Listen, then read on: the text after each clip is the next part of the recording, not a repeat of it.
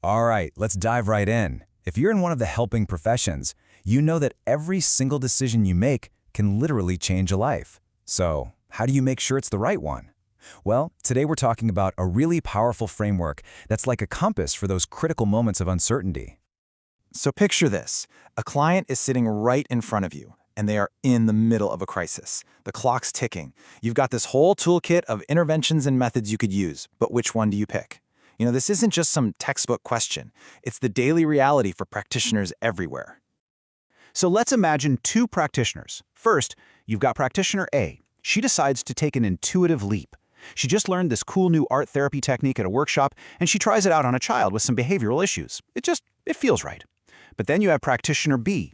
He's a hospice worker who sees his patients are struggling with anxiety. He doesn't just go with the standard counseling.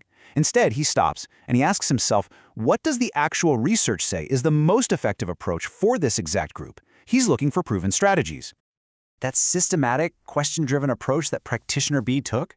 Well, that is the heart of what we call evidence-based practice, or EBP for short. It's really a shift from, well, this feels right, to the evidence shows this is most likely to work. So let's break down what that actually means. Okay, so here's the official definition. And you'll notice the words here are really, really specific. It's a conscientious, explicit, and judicious process. What that tells you is that this is not about blindly following some instruction manual. No way. It's a thoughtful, deliberate way of weaving the best available data into your own professional judgment. And this whole idea isn't even that new. It actually got its start way back in the 1980s, in medicine. See, doctors started realizing that when you're making life or death decisions, your treatment should probably be based on solid scientific proof, not just on tradition or what some senior doctor thinks. And that idea was so powerful, it spread like wildfire into other fields. And by the 2000s, it had become a real cornerstone in social work. But here's the thing a lot of people miss. EBP isn't just about burying your nose in research papers. It's really more like a stool that stands on four legs, or pillars. Of course, you've got the best research evidence, but you also have to bring your own professional expertise to the table. And, maybe most importantly, you have the client's own unique characteristics and values. But there's a fourth pillar that's absolutely crucial, the broader social structure. Things like systemic barriers, or what resources are available in the community. You have to consider all of that for an intervention to have a real shot at working. So EBP isn't just some abstract idea. It is an active, hands-on process. It gives you a practical, step-by-step workflow that really anyone can use to put these principles into action. And the process itself is this really clear, logical loop. It all kicks off with formulating a very specific question. Then you go search for the evidence. But, and this is a big but, you don't just take what you find at face value. You have to critically appraise it. You got to ask, is this research solid? Does it even apply to my situation? From there, you work with your client to make a decision, you apply the intervention, and then you circle back to evaluate the outcome. Did it work? That feedback then helps you the next time around. Now that first step, asking a good question, is everything. And a fantastic tool to help you do this is the CIO framework. It stands for Client, Intervention, Alternative, and Outcome.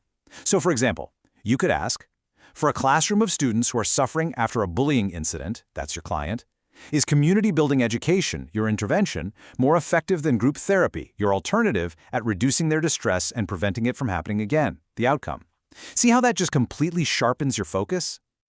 Okay, so we've got the definition, we've got the process, but there's a pretty common criticism that comes up, and we really need to address it because it gets right to the very heart of what this whole approach is all about. And this is the question.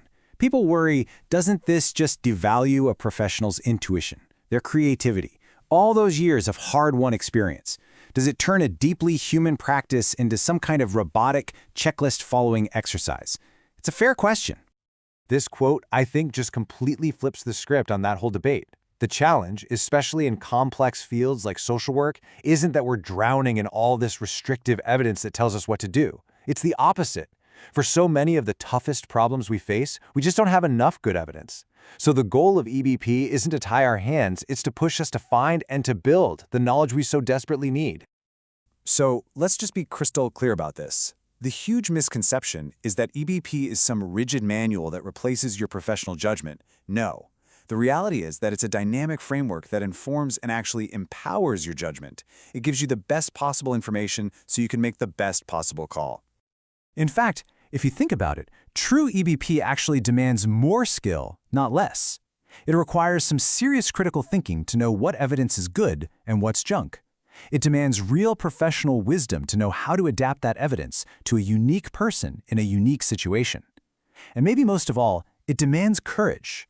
The courage to challenge the status quo and ask, hey, is the way we've always done this really the best way? And honestly, that's what it all comes down to. This whole framework, this entire process, it's all built to give practitioners the power to ask that one simple but incredibly profound question. It's really a commitment to always getting better, all driven by a single goal, finding a better way to help. So we'll end with this thought. When you're faced with these huge, complex problems, it is so easy to just act on instinct. But evidence-based practice, it challenges us to be braver than that. It asks us to have the courage not just to do something, but to do the hard work of knowing that we are doing the best thing we possibly can.